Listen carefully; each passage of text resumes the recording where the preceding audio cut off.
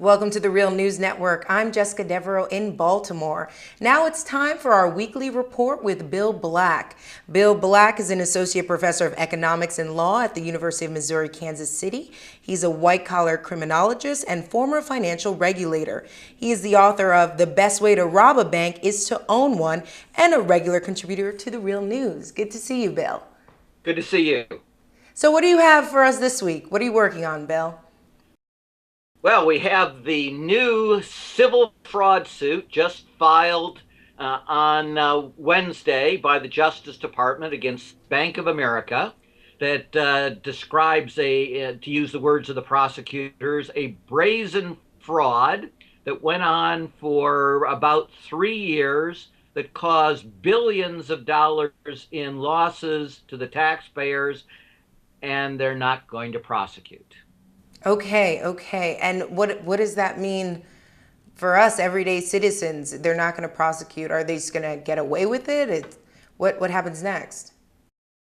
That would be you betcha in terms of the individuals.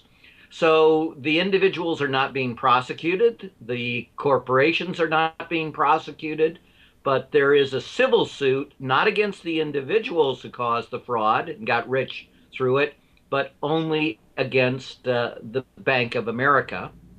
And the interesting news in all of this is that this was prompted by a whistleblower. Not just a whistleblower, but a whistleblower who tried to prevent this disaster, who was an executive vice president within Countrywide, warned them that if they did this, it would produce massive fraud, then did a study that proved that it resulted in massive fraud. And in the case of liar's loans, documented a 70% fraud rate, which everybody knew was going to be sold to Fannie and Freddie, which everybody knew was going to be bailed out by all of us. So it comes out of our pockets as well. And when he went to his bosses, this whistleblower, whose name is Mr. O'Donnell, his bosses, with this evidence that it produced massively fraudulent lending, the bosses suppressed his study and ordered an expansion of the fraudulent loans, which they then, as I said, sold to Fannie and Freddie. And the Justice Department knows all of this, but not only didn't prosecute, but apparently wasn't even asked by the mainstream media why it wasn't bothering to prosecute things that it described as brazen frauds that went on for years and were led from the absolute top of the organization. Well, Bill, I have a question for you. Even when they are prosecuted and there is a settlement, as you remember, about 6 months ago, there was that $25 billion settlement. There's been a study that was released that only half of those funds have actually gone to housing-related issues, to prevent foreclosures, building communities, things of that nature. What do you make of that study?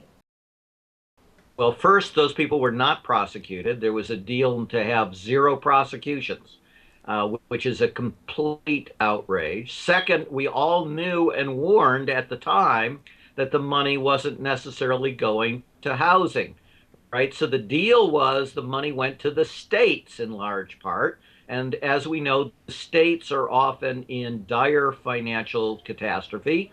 And so it's going to go to wherever the powers that be in the state want that money to go, which is frequently not to housing. Sometimes it's going to be teachers and students and such, and other time it's going to be cronies of politicians. So that's not a surprise at all what the study is finding. Again, it's what people warned from the beginning. Always good to see you, Bill. Thanks for being on. Thank you. And thank you for joining us on the Real News Network.